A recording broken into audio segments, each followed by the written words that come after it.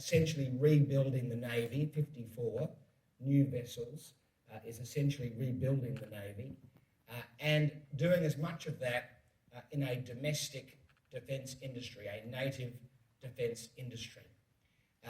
We will reach our 2% target of GDP ahead of schedule, probably by the end of this decade, or at least the beginning of next decade, when the plan was 2022 or beyond. So we are ahead of our schedule.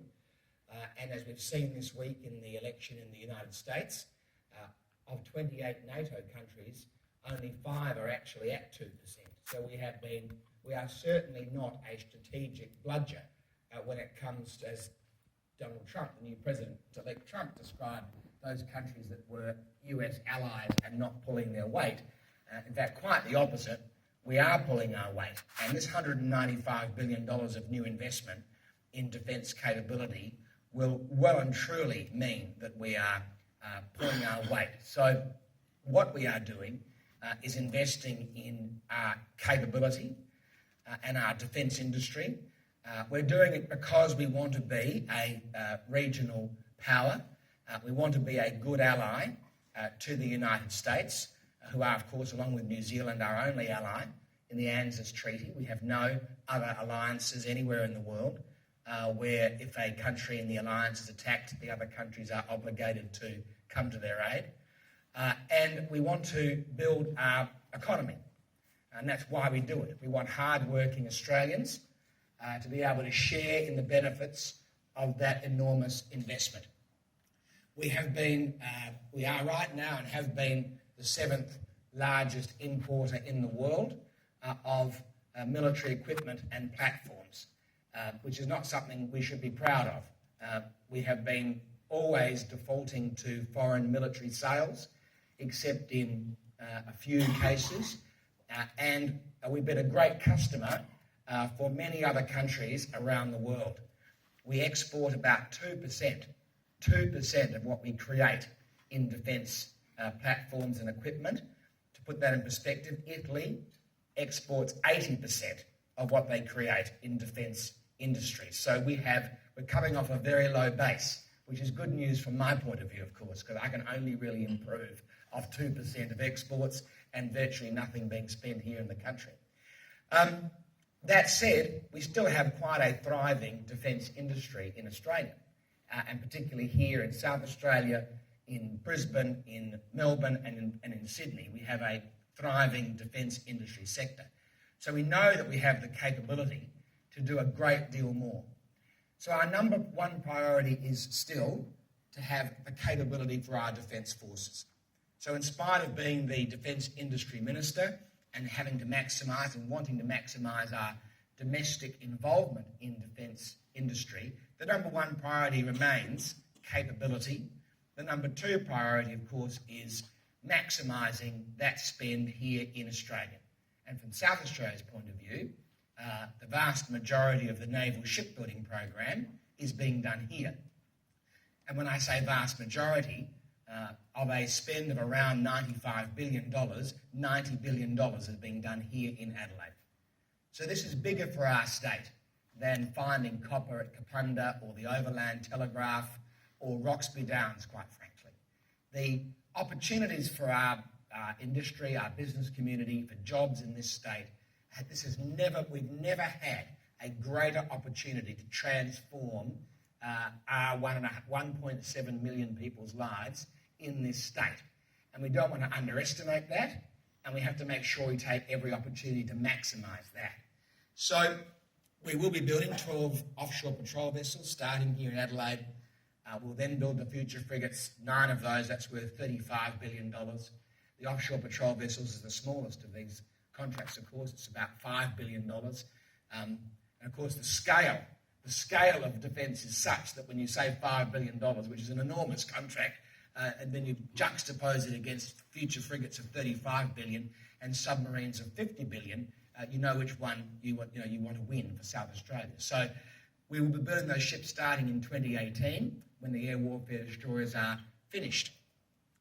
Now, I guess from the engineer's point of view, one of the really important parts of this challenge, because it is a challenge to bring this about, it's a very ambitious undertaking, and many countries around the world are watching us to see if we can do it. And for those of you who are involved in the Land Forces Conference here in Adelaide a couple of months ago, 13,000 participants, 500 exhibits. Saab had spent $500,000 on their exhibit. We had people from all around the world coming to Australia because Australia is the it country at the moment in terms of defence spending and defence capability. After the election on Tuesday, of course, in the United States, that might shift again because Donald Trump has announced an enormous increase in spending on the military, which will be good news from an Australian industry point of view and good news from an alliance point of view, of course, as well. But the reality is that one of the big challenges of this undertaking is the workforce and the skills and the training. Some politicians in South Australia want to talk about the redundancies and try and create doom and gloom around Osborne North and Osborne South, where there are about 1,800 South Australians who get their livelihoods from shipbuilding and submarine sustainment and maintenance. The reality is we have a great challenge in finding the 5,000 people that we will need for the shipbuilding program. By 2022, there will be 5,000 Australians and people hopefully who move here from overseas as well, because we will be a destination for population hopefully increasing again. We'll have to find 5,000 people to do these jobs.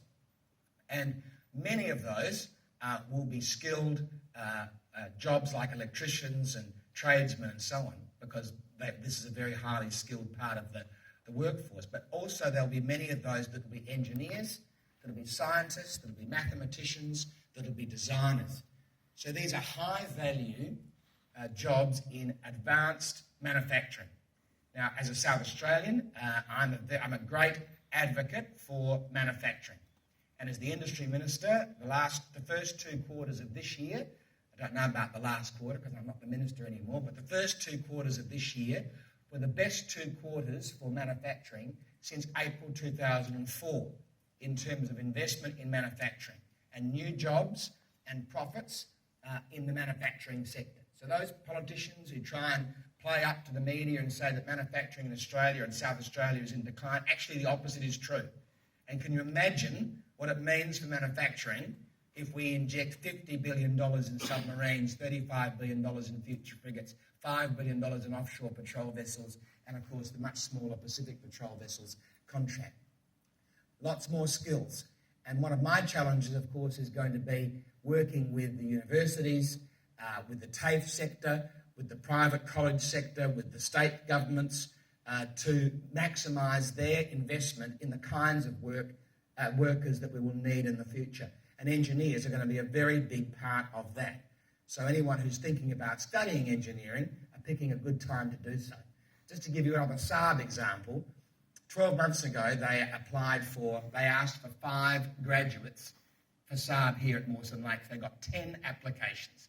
This year they asked for 10 graduates. They got 240 applications. So the market is working out across South Australia and Australia where they should be putting their efforts. So any help that we can get from the engineers to increase that focus of our tertiary education institutions as well as our high schools and colleges would be very welcome, because that is actually one of the most significant challenges. So there will be a national workforce plan as part of the National Shipbuilding Plan, which we'll release when it's ready, because it's going to be critically important to work with the states and the territories and the education sector to bring that about.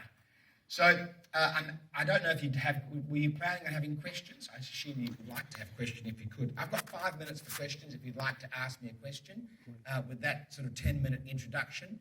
Obviously, I'm very excited about it, and if anyone would like to ask me a question, they're very welcome to do so. There you go, there's an enthusiastic questioner. What about the Innovation Hub? Can you talk a bit about that? Yes, sure. So as part of the Defence White Paper, the Integrated Investment Plan, the Defence Industry Policy Statement, there are a number of mechanisms which we intend to use to do exactly what I talked about briefly in terms of building our skills and building the capability of defence industry. Because it's vitally important for the success of the program for industry and business in Australia, not just to say that they can deliver the capability that defence needs, but actually to deliver it. So there are two poisons in the system. Delay is a poison in the system, so Malcolm has given me this job to make sure we do not fall behind schedule, and so that is the first poison. The second one is over-promising and under-delivering. So it's one of the important parts of my job is to help build defence industry capability. So we intend to do that through things like the Centre for Defence Industry Capability, which I'll launch here in less than a month, for which we've chosen the chairmans, and because there's two the co-chairs and the board. They will be managing the Defence Innovation Hub. So the CDIC is worth $230 million. The Defence Innovation Hub is worth $640 million. And the Next Generation Technologies Fund is worth about $730 million or thereabouts. These different programs, working with the Defence Science and Technology Group, which has a huge presence, as you know, in Adelaide, will all be working together to develop technologies, services, products that Defence want and need and can be used in building this capability, backing those through the Next Generation Technologies Fund in terms of research and development, and then the Defence Innovation Hub run by the CDIC, which has a large Oz industry presence as well as a defence presence, working with the funds in the Defence Innovation Hub to commercialise and take those products or services to the level where they then become part of delivering this capability and these products that we need, these platforms and equipment that we need, and that will be coordinated by the CDIC here in Adelaide. So the total amount of investment in defence industry capability is $1.6 billion, but of course every contract we award here in South Australia or Australia builds that capability. So as part of the Land 400 contract, which is the armoured combat reconnaissance vehicles, the initial request to the four bidders did not include how much exactly are you going to use in Australia? Which businesses, specifying the businesses that will be part of your bid. They're now down, as you know, to Rheinmetall and BAE, and Rheinmetall and BAE are working very hard to maximise that percentage of local work, and every one of those contracts builds that capability. Yeah. So the RFP for OPV is going to come out shortly. Yes. How much Australian industry involvement can we expect in that program? Well, the RFT for the OPVs will come out this month. That is the intention of the government, and we obviously want to maximise the amount of local involvement. The local involvement in the earlier stages will be less than in the last stages. As you know, there's 12 OPVs. So in order to maintain and be on schedule to start cutting steel in 2018, there will probably be less local involvement in the first one or two and a lot more in the last 11 or 12. That's just the nature of these kinds of projects. And I can't, and I won't put a percentage on it. I might be able to when the RFTs are finished putting a percentage on it. But suffice to say, the bidders of the OPVs, so that's Fassmer, Lursen and Darman, have been asked to maximise their local industry involvement and are working to do that.